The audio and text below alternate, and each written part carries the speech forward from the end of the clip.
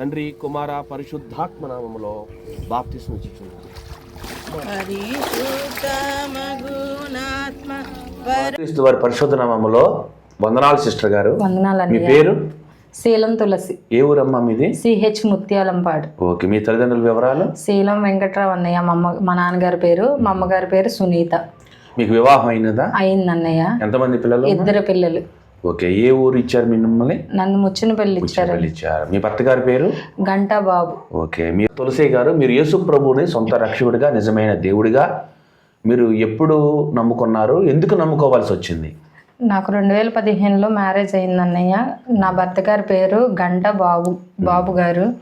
ఆయనకి ఇచ్చి వివాహం చేయకముందు మేము హిందువులు అన్నయ్య. మా అమ్మగారు వాళ్ళు, మా నాన్నగారు వాళ్ళు అందరూ హిందువులు. విగ్రహారాధన చేసేవాళ్ళు అన్నయ్య. అమ్మగారు వాళ్ళు మా ఇంట్లో మూలన ఫొటోస్ ఉండేవి, వాటికి పసుపు రాసి అవి బొట్లు పెడతా ఉండేవారు. తెలీదు. మ్యారేజ్ చేసిన తర్వాత నేను మా అత్తయ్య గారు వాళ్ళు, మా మామయ్య గారు వాళ్ళతో పాటు చర్చికి వెళ్ళాను అన్నయ్య.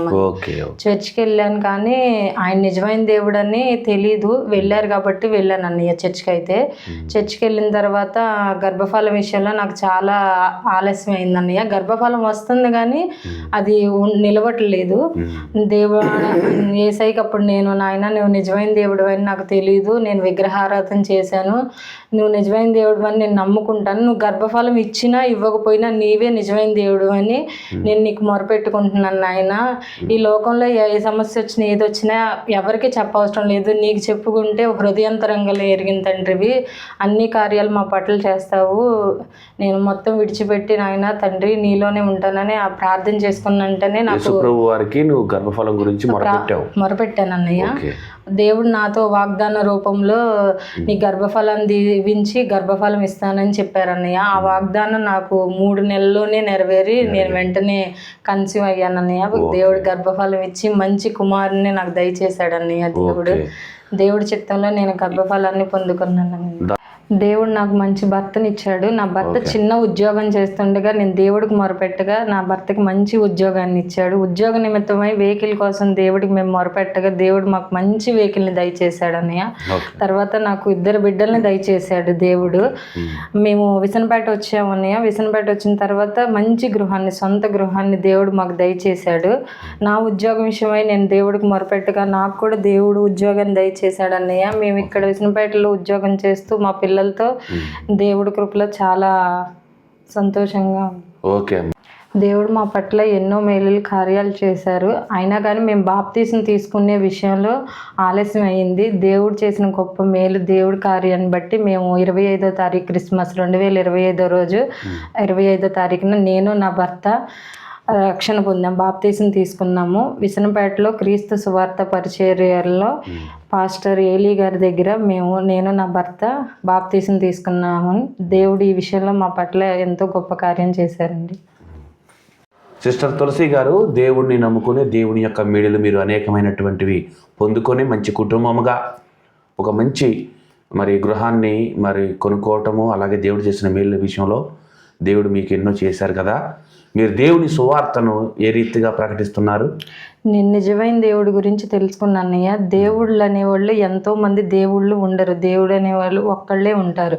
సూర్యుడు ఒక్కటే, చంద్రుడు ఒక్కళ్ళే, భూమి ఒకటే, ఆకాశం ఒకటే. అలాగే దేవుడు ఒక్కడే. ఆయన నమ్ముకున్న బిడ్డలకి ఏ మేలు కొదువై ఉండదు. సకల సమస్యల నుంచి తీర్చగలిగే దేవుడు, ఆయనకు అసాధ్యమైనది ఏదీ లేదు. అనుకొని మా బిడ్డల్ని దేవుని ఆజ్ఞల్లోనే పెంచుతున్నాము. దేవుడు మా పట్ల ఎన్నో గొప్ప కార్యాలు చేశారు. మా చుట్టూతో ఆయన అగ్ని ప్రాకారాన్ని దయచేసి మా సమస్యలు అన్నిటిలోనూ దేవుడు మాకు తోడుగా ఉంటున్నారండి. ఇదే నా సాక్ష్యం నేను మీతో పంచుకుంటున్నాను. మీరు కూడా నిజమైన దేవుడు యేసు ప్రభు అని, సూర్యుడు ఎలా ఒక్కడో, చంద్రుడు ఎలా ఒక్కటో, ఆకాశం ఎలా ఒక్కటో, భూమి ఒక్కటే ఎలాగో, మీరు కూడా నిజమైన దేవుడు ఎవరో అని తెలుసుకొని మీ సమస్యలు, మీ బాధల్ని ఆయనకి చెప్పుకుంటే హృదయంతరంగములు ఎరిగిన తండ్రి ఆయన. మీ సమస్యల నుంచి అన్నిటి నుంచి దేవుడు ఆయన మాత్రమే రక్షించగలడు. ఆయన దగ్గరికి వస్తే ఏ మేలు కొదువై ఉండదు. సమస్తాన్ని సృష్టించింది ఆయన మన నుంచి ఏమి బంగారం, వెండి, ఆస్తి, అంతస్తు, ఐశ్వర్య ఏది కోరట్లేదు. హృదయాన్నే దేవుడు అడుగుతున్నాడు. ప్రభువుని నమ్ముకోండి, ఆయన నిజమైన రక్షకుడు. యేసు ప్రభు అందరికీ ప్రభువు. ఇది నా సాక్ష్యం అండి.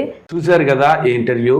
సిస్టర్ తులసి మరి వారి భర్త గారు గంటాబాబు గారు దేవుని యందు విశ్వాసం ఉంచి నమ్మకం ఉంచి ఆయన మీద ఆధారపడి ఆశపడి మరి ప్రార్థించినప్పుడు వారు పొందుకున్నటువంటి మేలులు, ఆమె అన్యురాలుగా ఉన్నప్పుడు యేసుప్రభు అంటే తెలియనప్పుడు ఆమె మరి యేసుప్రభుని సొంత రక్షణగా అంగీకరించడానికి భర్త గారు ఎంతగానో సహాయం చేసి చర్చి వద్దకు వీరిని మరి తన భార్య గారైన తులసిని తీసుకువెళ్ళటం, అక్కడ దేవుని యొక్క వాక్యం వినటం, వాక్యం ద్వారా పట్టబడటం, ఆ తర్వాత ఆమె మారు మనసు పశ్చాత్తాపం రావటం, తర్వాత ఆమె మరి వారి యొక్క బిడ్డల గురించి గర్భఫలం గురించి ప్రార్థన చేసినప్పుడు ఆ గర్భఫలం పొందుకోవటము, తర్వాత మరి భర్త గారి ఉద్యోగము, తర్వాత ఆమె ఉద్యోగం కోసం ప్రార్థించినప్పుడు ఆ రీతిగా వారికి ఉద్యోగాలు రావటము, తర్వాత వారు ఉద్యోగాల నిమిత్తం విసనపేట రావటము, తర్వాత వారి యొక్క చక్కని గృహము వారు ప్రార్థన చేసినప్పుడు గృహాన్ని కొనుక్కోవటము, కొత్త వెహికల్ 4 వీలర్ కొనుక్కోవటము, అలాగా అనేక రకాల సాక్ష్యాలు అన్యుల నుంచి రక్షింపబడినటువంటి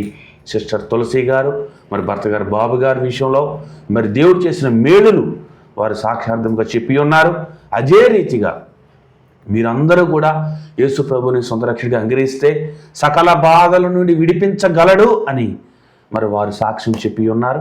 ఆ రీతిగా అందరికీ ప్రభు అయిన యేసుక్రీస్తుని నమ్ముకొని ఆయన సృష్టికర్త అని, జీవం కలిగిన దేవుడు అని, ఆయన మాత్రమే పరలోకానికి మార్గమని, ఆయన మాత్రమే పరిశుద్ధుడని మీరందరూ తెలుసుకొని మారు మనసు పొంది పాపక్షమాపణ పొంది యేసు ప్రభు బిడ్డలుగా మారాలని, ఏ బాధ నుండైనా ఆయన విడిపించగలిగినటువంటి ఏకైక దేవుడని మీరందరూ విశ్వసించాలని, ఒకవేళ మీకు అవిశ్వాసం ఉంటే ఒకటే చేయండి, యేసు ప్రభు నువ్వు నిజమైన దేవుడు అంటే నాకు తెలియదు, నాకు సహాయం చేయి, నాతో మాట్లాడని ప్రార్థన చేయండి. ఖచ్చితంగా దేవుడు సహాయం చేస్తాడు. సిస్టర్ తులసి గారు, గంటాబాబు గారు మీ ఇద్దరికి ప్రభు యేసుక్రీస్తు వారి పరిశుద్ధ నామములో వందనాలు తెలియజేస్తున్నాను. అందరికీ వందనాలు. అందరికీ వందనాలండి.